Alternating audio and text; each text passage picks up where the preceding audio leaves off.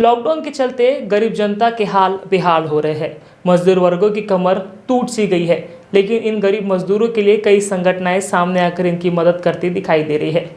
ऐसे एक संस्था है रोटी बैंक, जो खास तौर पर मरीजों के लिए लॉकडाउन से पहले खाना पहुंचाने का काम कर रही थी। लेकिन लॉकडाउन के बाद इस संस्था ने मजदूरों और गरीबों की मदद करना शुरू कर दी है। आइए देखते हैं ये खास रिपोर्ट।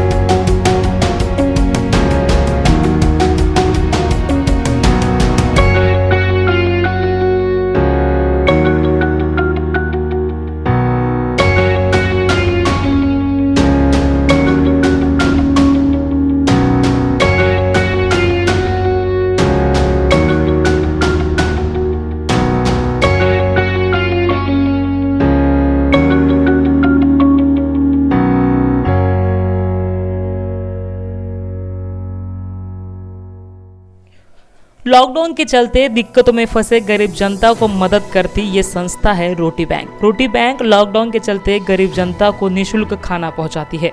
कोरोना वायरस के चलते देश में लॉकडाउन किया गया और गरीब मजदूर अपने गांव से सैकड़ों हजारों किलोमीटर दूरी पर फंस गए।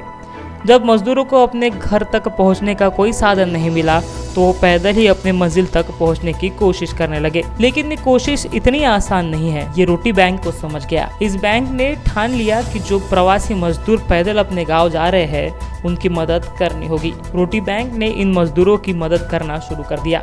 रोटी बैंक ने अब तक 90,000 लोगों तक खाना पहुंचाया, तो इन मजदूरों को चप्पल और कपड़े भी मुहैया करवाए। बढ़ते तापमान में मजदूर डिहाइड्रेशन का शिकार न हो, इसलिए रोटी बैंक इन मजदूरों को ग्लूकोज, आम का पन्ना जैसी तरल पदार्थ भी पहुंचा रही है।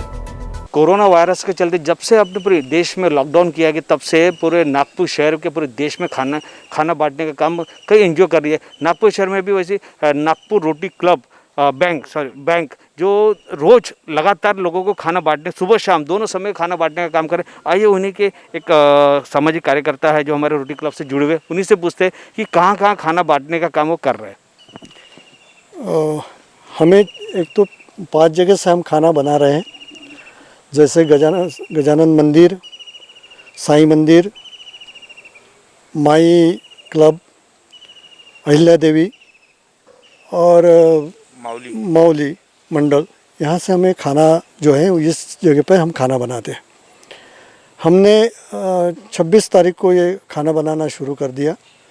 इसके पहले हम 7 जनवरी से हम हॉस्पिटल में जो लोग भर्ती है उनके साथ जो उनके रिश्तेदार आते हैं उनको जीएमसी में हम खाना बांट रहे हैं। ये करीबन 500 लोगों को हम खाना बांटते थे और वो कंटिन्यू था। लेकिन जैसे लॉकडाउन हुआ उससे 2-3 दिन हमने खाना नहीं बांटा। लेकिन जब देखा कि होटल्स बंद हो गए हैं, बाकी सभी संस्थाएं बंद हो गई, खाने का जरिया बंद हो गया, तो हमने परमिशन लेके 26 तारीख से खाना शुरू कर दिया। और ये 5-6 जो संस्थाएं हैं वहाँ पर हमने खाना बनाना शुरू कर दिया।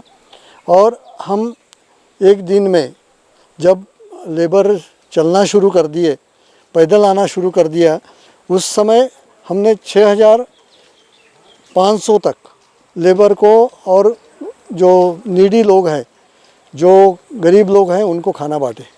वैसे जिस प्रकार से भी पूर्तता है जैसे जैसे लोगों को खाना लगता है उस प्रकार से हम खाना कम ज़्यादा होता रहते हैं, लेकिन हमारा 3,000 से ऊपर ही पर डे खाना जाता है। आज तक हमने 90,000 लोगों को 26 मार्च से लेकर आज तक हमने 90,000 लोगों को खाना खिलाया है।